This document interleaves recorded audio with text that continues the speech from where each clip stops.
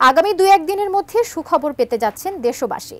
ভারত বাংলাদেশের টানাপোড়েন সম্পর্ক এবং দেশের চলমান সংকট নিয়ে প্রধান উপদেষ্টা ডক্টর মোহাম্মদ ইউনূসের সঙ্গে সংলাপ শেষে বুধবার সন্ধ্যায় এই কথা জানান জামায়াতে ইসলামের আমির শফিকুর রহমান।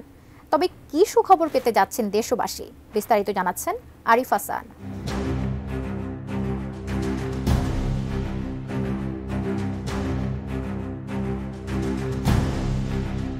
জুলাইয়ে ছাত্র জনতার বৈষম্য বিরোধী আন্দোলনের মুখে শেখ হাসিনার পতনের পর নানামুখী চ্যালেঞ্জ মোকাবেলা করে যাচ্ছে বাংলাদেশ। শেখ হাসিনা দেশ ছাড়লেও থেমে নেই আওয়ামী লীগের ষড়যন্ত্র। গোপনে নানাভাবে ডক্টর ইউনূস সরকারকে চাপে ফেলে দেশকে অস্থিতিশীল করার চেষ্টা চালিয়ে যাচ্ছে দলটি। 5 আগস্ট শেখ হাসিনার পতনের পর থেকেই ঢাকার সাথে টানাপোড়েন বেড়েছে দিল্লির। বাংলাদেশের সংখ্যালঘু নির্যাতনের কথিত অভিযোগ এনে বারবার উদ্বেগ জানাচ্ছে ভারত সরকার। দেশটির গণমাধ্যমগুলোতে প্রচারিত হচ্ছে মিথ্যা, বানোয়াট, অতিরঞ্জিত খবর। হুমকি আসছে বাংলাদেশের রপ্তানি, ভিসা, এমনকি চিকিৎসা সেবা বন্ধেরও। শেষ অবধি হামলার ঘটনাও ঘটেছে দেশটিতে অবস্থিত বাংলাদেশ দূতাবাসেও। অবমাননা করা হয়েছে বাংলাদেশের পতাকা। এত কিছুর পরেও চরম ধৈর্যের পরীক্ষা দিয়ে যাচ্ছে বাংলাদেশ সরকার ও বিভিন্ন রাজনৈতিক দলগুলো।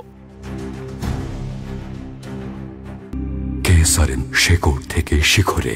এ অবস্থায় দেশের রাজনৈতিক দলগুলোর সাথে সংলাপে বসেন প্রধান উপদেষ্টা ডক্টর মোহাম্মদ ইউনূস। দেশের চলমান সংকট মোকাবেলায় আহ্বান জানান জাতীয় ঐক্যের, যেখানে সকল রাজনৈতিক দল প্রধান উপদেষ্টার সাথে একমত পোষণ করেন। সংলাপ শেষে জামায়াতের আমির ডাক্তার শফিকুর রহমান ভারতের অপপ্রচার মোকাবেলায় সরকারের সঙ্গে একসাথে কাজ করার কথা জানান। সেই সাথে শীঘ্রই সুখবর আসছে বলেও জানান তিনি। এখানে পরামর্শ এসেছে রাজনৈতিক শীর্ষ নেতৃবৃন্দের সাথে, যেমন মত বিনিময় হয়েছে, ছাত্র সংগঠনের সাথে হবে, বিভিন্ন ধর্মীয় সম্প্রদায়ের সাথে হবে, আপনাদের সাথে হবে। আমরা সেই প্রস্তাব রেখে এসেছি এবং আমরা আশা করছি আপনাদের সাথেও মত বিনিময় হবে।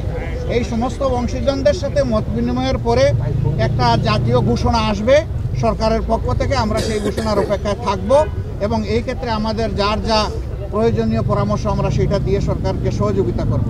ডাক্তার শফিকুর রহমান বলেন, দেশের সার্বভৌমত্বের প্রশ্নে কোনো ছাড় নয়। সব ষড়যন্ত্র মোকাবেলা করতে আমরা ঐক্যবদ্ধ।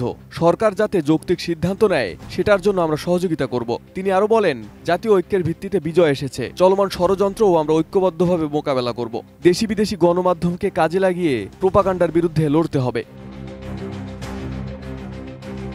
আইন উপদেষ্টা আসিফ নজরুল জানান, ভারতের বাংলাদেশ বিরোধী প্রচারণা ও সাম্প্রদায়িক উস্কানি মোকাবিলায় সব সম্প্রদায়ের মানুষের ঐক্যবদ্ধ অবস্থার প্রশংসা করেছেন রাজনৈতিক নেতারা। এমন পরিস্থিতিতে সবাইকে সাম্প্রদায়িক সম্প্রীতি অটুট রাখার পাশাপাশি ঐক্যবদ্ধ থাকার আহ্বান জানানো হয়। ভারত বাংলাদেশ বিরোধী যে বিভিন্ন প্রচারণা চালাচ্ছে, এই পরিস্থিতি মোকাবেলায় সকল সম্প্রদায়ের মানুষের ভূমিকার প্রশংসা করা হয়েছে এবং সাম্প্রদায়িক সম্প্রীতি যে কোনো উস্কানির মুখে অটুট রাখার প্রত্যয় ব্যক্ত করা হয়েছে। এ সময় বাংলাদেশের সার্বভৌমত্ব রক্ষায় সকল রাজনৈতিক দলের প্রতিনিধিরা প্রধান উপদেষ্টাকে এক হয়ে কাজ করার আশ্বাস দেন। তারা বাংলাদেশকে আর শক্তিহীন, দুর্বল, নতজানু না ভাবতেও বলেছেন।